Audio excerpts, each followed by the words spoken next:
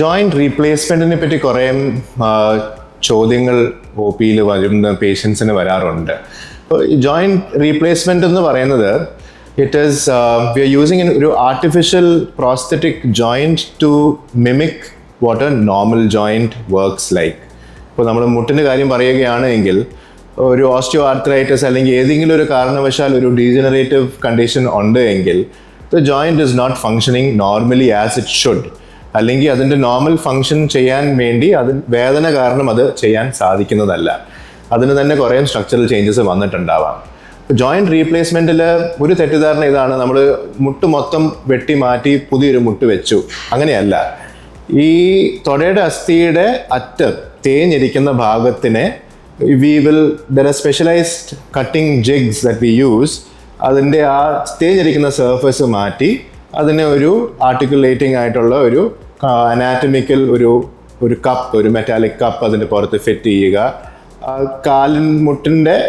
കാലിൻ്റെ അസ്ഥിയുടെ മേൽഭാഗം തേഞ്ഞിരിക്കുന്ന ഭാഗത്തിനെ കറക്റ്റ് ആ ഒരു ആംഗിൾ വെച്ചിട്ട് അതിനെ മാറ്റിയിട്ട് അവിടെ ഒരു മെറ്റാലിക് പ്ലേറ്റ് വെച്ച് ഒരു ഹൈലി ഡെൻസ് പോളിയെത്തിലീൻ്റെ ഒരു ലൈനർ ഫിറ്റ് ചെയ്ത് ബാലൻസ്ഡ് ആയിട്ടുള്ള ഒരു രീതിയിൽ നോർമൽ അനാറ്റമീനെ റീക്രിയേറ്റ് ചെയ്യുക വിത്ത് ആർട്ടിഫിഷ്യൽ പ്രോസ്തസിസ് എന്നുള്ളതാണ് ഈ നീ റീപ്ലേസ്മെൻറ്റ് സർജറീൻ്റെ ഒരു ലക്ഷ്യം. അതുപോലെ തന്നെ ഹിപ്പ് റീപ്ലേസ്മെൻറ്റിൻ്റെയും.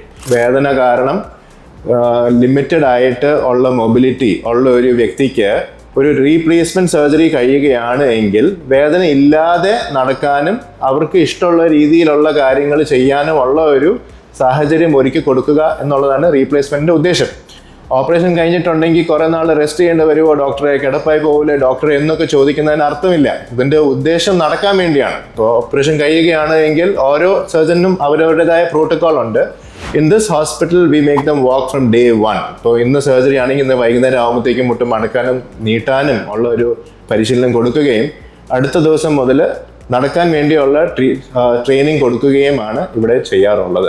സർജറി എല്ലാവർക്കും ഒരു ഓപ്ഷൻ അല്ല. It is the last option. It is A quality of life decision. First there are other options. നമുക്ക് മരുന്നുകൾ കഴിക്കാം, എക്സസൈസുകൾ ചെയ്യാം, നീ പ്രിസർവേഷൻ സർജറി ഓപ്ഷൻസ് ഉണ്ട്, മുട്ടിൻ്റെ ഉള്ളിൽ ഇഞ്ചെക്ഷൻസ് നമുക്ക് എടുക്കാം. അതെല്ലാം ചെയ്തതിന് ശേഷവും വേദന കാരണം നിങ്ങളുടെ ലൈഫ് ലിമിറ്റഡ് ആണ് എങ്കിൽ definitely joint replacement surgery is the call for you. But that is supposed to be your call.